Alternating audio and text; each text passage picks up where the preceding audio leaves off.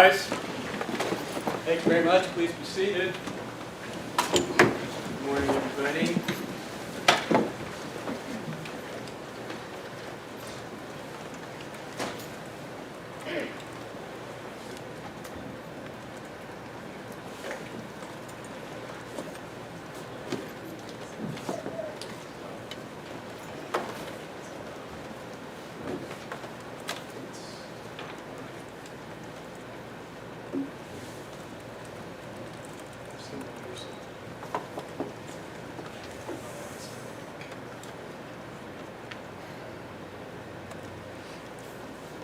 We have some people on Zoom here too, so we'll be hybrid.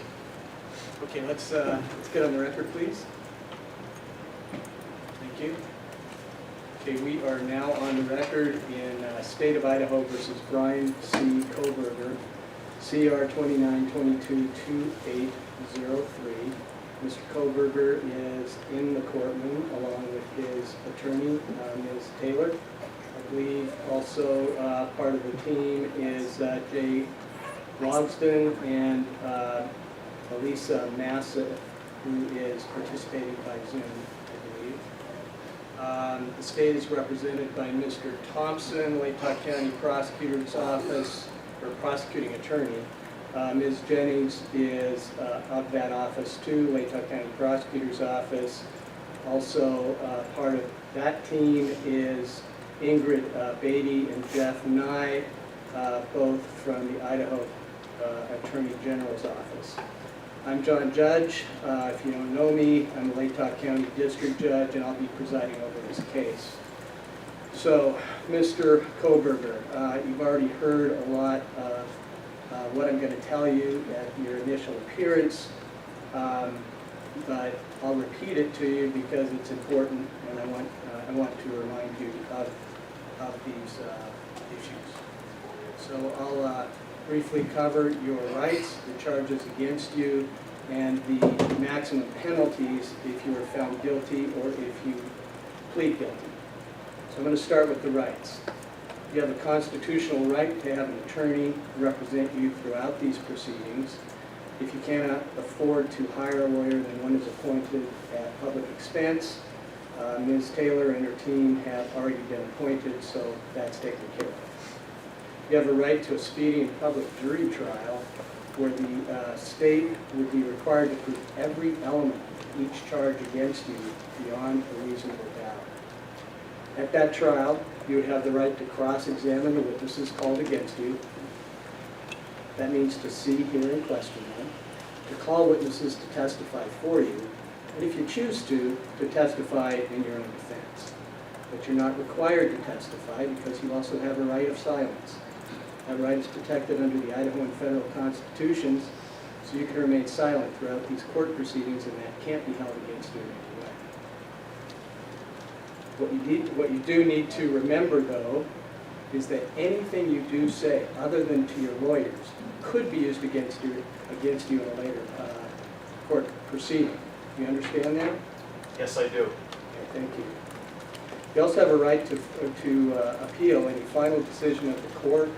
In order to exercise that right, you need to file a notice of appeal within 42 days of that final decision, or that right is waived.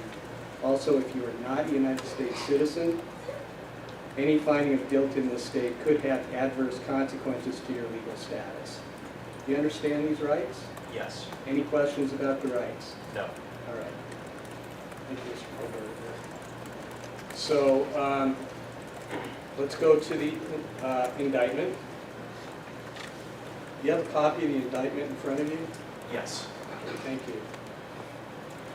And you see in the heading your name there. Is that your correctly spelled complete name?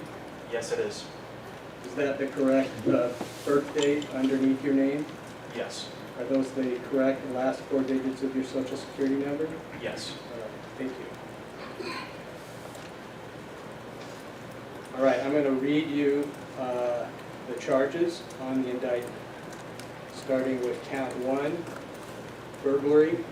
That is a felony under Idaho Code Section 18-1401 and 1403.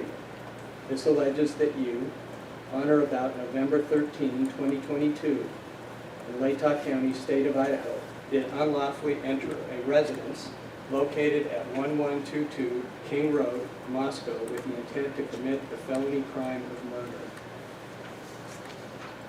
Count 2, murder in the first degree. That was a felony under Idaho Code Section 18-4001, 4002, 4003, and 4004.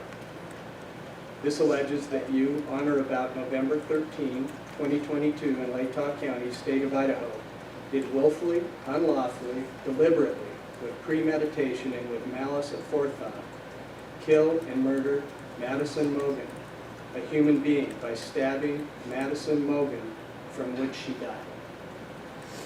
Count 3, murder in the first degree, a felony under Idaho Code Section 18-4001, 4002, 4003, and 4004.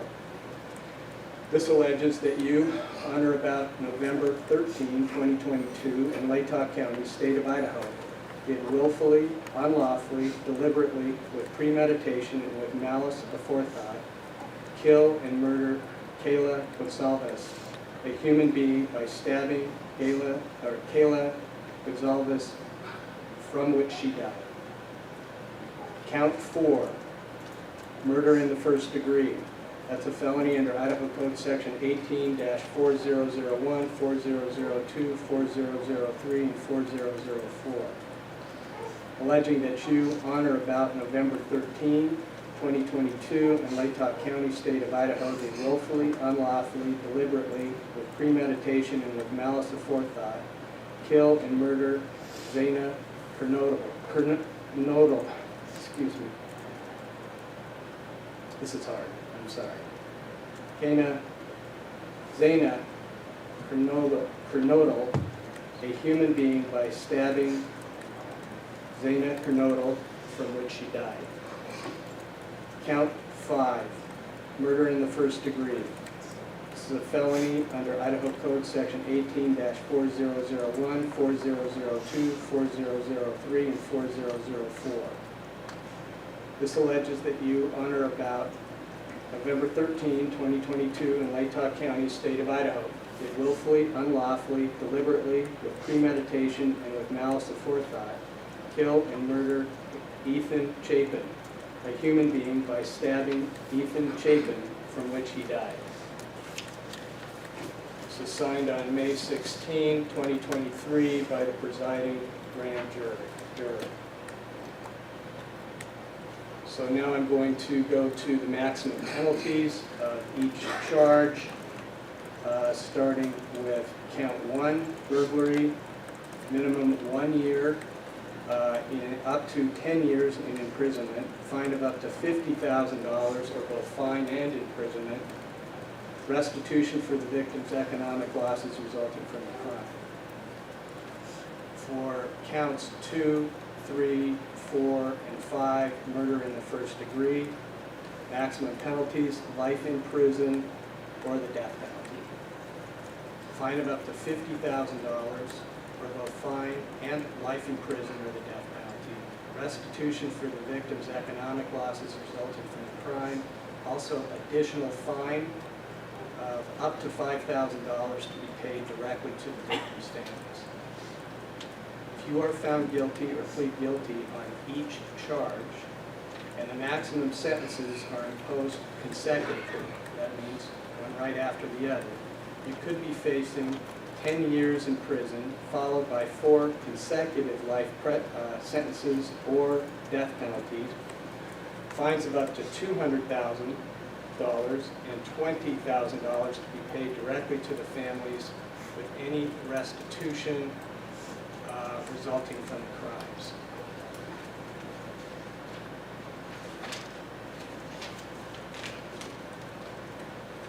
Okay. Mr. Kohberger, do you understand the charge in count 1, burglary? Yes. Do you understand the maximum penalty? Yes. Do you understand the charge in count 2, murder in the first degree? Yes. Do you understand the maximum penalty? Yes. Do you understand the charge in count 3, murder in the first degree? Yes. Do you understand the maximum penalty? Yes. Do you understand the charge in count 4, murder in the first degree? Yes. Do you understand the maximum penalty? Yes. Do you understand the charge in count 5, murder in Yes. the first degree? Do you understand the maximum penalty? Yes. Okay, Ms. Taylor, is Mr. Kohberger prepared to plead to these charges? Your Honor, we will be standing silent. Okay, because Mr. Kohberger is standing silent, I'm going to enter not guilty pleas on each charge, counts 1, 2, 3, 4, and 5. Now, at this juncture, the state has 60 days to give notice of intention to seek the death penalty. And Mr. Kohberger has a constitutional and statutory right to a speedy trial. So let's start with you, Ms. Taylor, and then Mr. Thompson to discuss some scheduling. Your Honor, we'd ask the court to set this trial at the very outside of the speedy trial, right? We're not prepared to do anything but ask the court to do that today. Okay.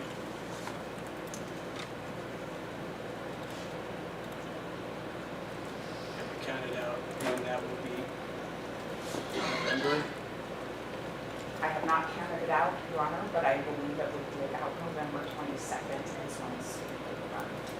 Maybe November 20th, somewhere around there. So I'd ask the court to set it for an October trial date.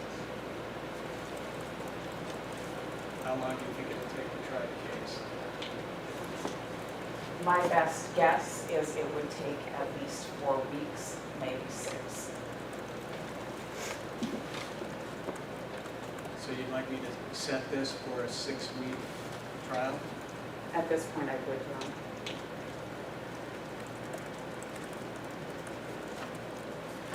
Well, and in order to do so, I will have to get rid of some of the other jury trials I have, but this is more critical and more important.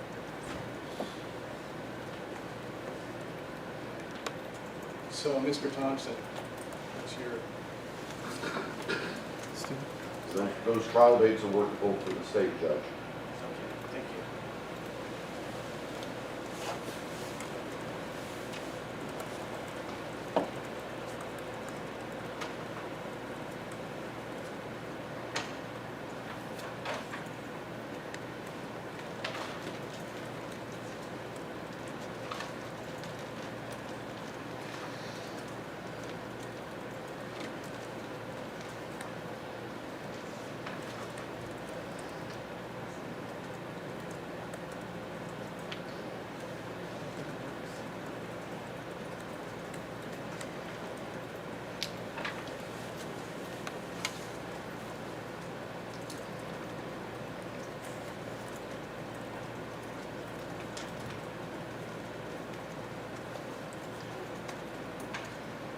About October 2nd, starting in the morning. Yes, Judge. Okay, for 6 weeks.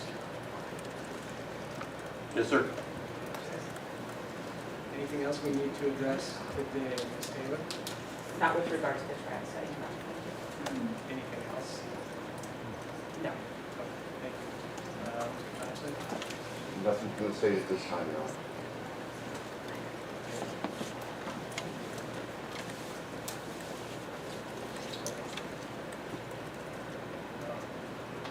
All right. So with that,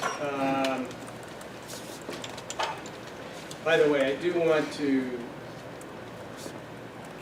let everybody know, if they don't already know this, that once the grand jury issued the indictment, preliminary hearing scheduled to start on June 26th was no longer needed and was vacated. So some people are confused about that.